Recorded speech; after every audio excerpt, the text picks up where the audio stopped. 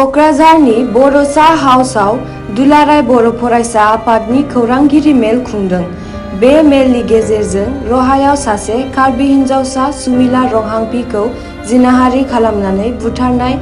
उदालगुरियाव अनजालि बसुमतारीखौ जिनाहारि खालामनानै बुथारनाय, सनितपुरनि राङापारायाव दायनि सन्देहजों सासे बर' आइजोखौ बुथारनाय जाथायखौ गोख्रों रावजों सोंखारिनायजों लोगोसे बे जाथायखौ फास्ट ट्रेक कर्टआव बिजिरनो आरो दायनिगिरिफोरखौ आयेननि साजा होनो दाबि खालामदों।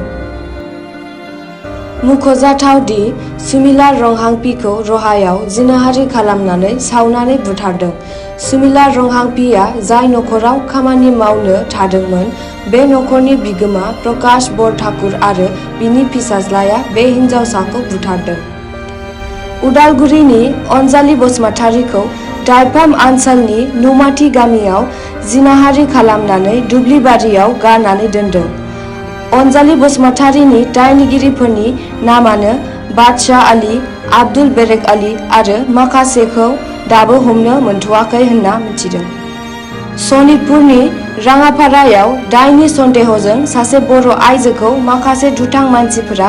मोनानि समाव न'आव हाबनानै बुथारनानै खाथिनि हाग्रायाव फबनानै दोनदों। दुलाराय बर' फरायसा आफादा मोनथाम गुबै बिथिंखौ लानानै जोङो दिनै प्रेस मिट खुंदों। गिबियानो जाबाय जे रहायाव सासे कार्बि हिन्जावसा जायखौ फरायहोनो होननानै लानानै फैदोंमोन मोनसे बरठाकुर फेमिलिया, बे सुमिला रंहांपी बिथांखौ रेप खालामनानै मार्डार खालामनाय जादों आरो सासे उन्दै हिन्जावसाखौ रेप खालामनानै मार्डार खालामदों आरो बेखौ माने सावनानै अन्याय भाबै बुथारनाय जादों। दा बेनिखायनो बे दायनिगिरिखौ गोख्रों साजा होनांगौ आरो बे केसखौ फास्ट ट्रेक कर्टआव लांनांगौ, बिनि थाखाय जोङो दाबि दैखांदों। बिथाङा जास्टिस मोननांगौ सुमिलाया। नैथिया जाबाय जे रंजालि बैसागुनि सिगां उदालगुरियाव सासे गथ'नि बिमा अनजालि बसुमतारी बिथांखौ न'निफ्राय फुस्लायनानै लाना थांनानै माखासे दुथां सुबुंफोरा बेखौ रेप खालामनानै मार्डार खालामदों आरो बे मार्डार खालामग्रा मानसिफ्रा दिनै पुलिसनि आखायाव दङ। दा जों दाबि खालामदों साफ्रोमबो मार्डारारा जाहाथे स्ट्रं पानिशमेन्ट मोनो आरो बिथांमोनखौ फास्ट ट्रेक कर्टआव लांनानै बे केसखौ गोख्रैनो माने जास्टिस होनायनि थाखाय प्रसासना बा सरकारा खामानि मावथों, बेखौ जों दाबि होदों। थामथि बाथ्राया जाहैबाय राङापारानि नंसे गेरगुवाजुलियाव दाख्लै सासे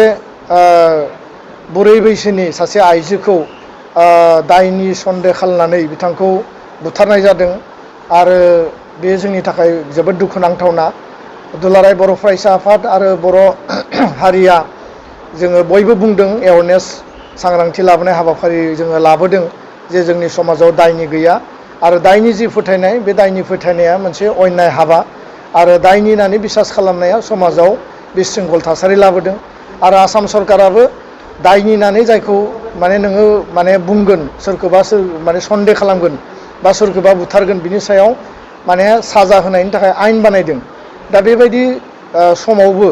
दिनै बिगियाननि जुगाव, मेडिकेल साइन्सनि जुगाव आरो बे कभिडनि समावबो दायनि सन्देह खालामनानै बुथारनाय हाबाफारिखौ जोङो गोख्रों रावजों सोंखारिदों आरो बेयाव माने जायफोर दायनिगिरि, जायफोरा बे खामानिखौ मावदों, बिथांमोनखौ इनकुवेरि खालामनानै प्रसासना थाबैनो बिथांमोनखौ हमनांगौ आरो बिथांमोनखौ गोख्रोङै साजा होनांगौ। बेनिखायनो जोङो एबसुनिफ्राय आपिल खालामदों। आरो गुबुन फारसेथिंजाय इउनिभार्सिटि लेभेल आरो माने नोङो आन्डार ग्रेजुवेट लेभेल कलेज आरो इउनिभार्सिटिनि एग्जाम, हायार सेकेन्डारि आरो हाइ स्कुलनि मेट्रिकनि एग्जाम, बे एग्जामफोरा जानो थांगासिनो दङ। माखासे एग्जामा सोलिबाय थादोंमोन, दायो इउनिभार्सिटिफोरखौ माने बन्द' खालामनाय जादों। फारसेथिं नोङो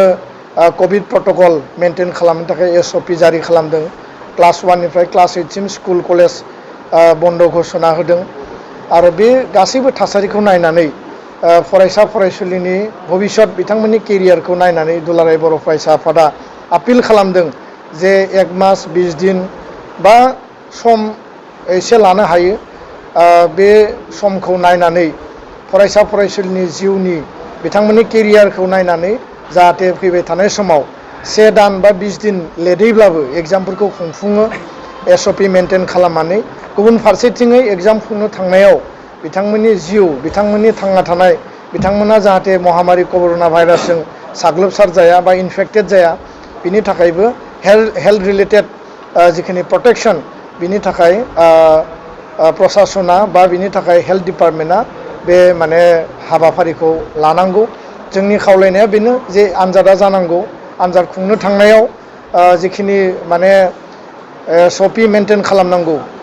फरायसा फरायसुलिनि जिउखौ रैखा होनायनि बिथिङाव इनफेक्टेड जायाबासिनो बेखौ नोजोर लाखिनांगौ आरो गुबुन फारसेथिङै एसे लेटैब्लाबो आनजादखौ खुंफुंनांगौ जाहाथे बिथांमोननि केरियारा बिथांमोननि एकाडेमिक सेसना नस्थ' जाया आरो जोबनायाव जोङो खावलायगोन जे उराबातरि माखासे रिउमार ओंखारदों जे भेक्सिन लायोबा माने सोरबा माने लोमजायो सोरबा माने बायदिसिना माने खस्थ' मोनो बेबायदि ओंखारदों दा गासैबो भेक्सिनावनो एसे नङा एसे भेक्सिन लाखांनायनि उनाव एडजास्ट जानो थाखाय एसे सम नांगौ नाथाय बेबायदि गैया जे जायनि थाखाय भेक्सिनखौ लायोब्ला गिनो गोनां भेक्सिन लायोब्ला जोङो गासैबो बिथिंनिफ्राय रैखाथि मोनगोन आरो भेक्सिन लानायनि गेजेरजों नों प्रटेक्शन मोनगोन दा बेखायनो 18 इयार्सनि एबभ जेसेबां जोंनि सुबुंफोर दङ भेक्सिन लानो थाखाय सरकारा जिखौ खावलायदों जाहाथे बे भेक्सिनेसनाव बयबो बाहागो लायो आरो दायो 45 इयार्सनि एबभनि भेक्सिनेसना सोलिगासिनो दङ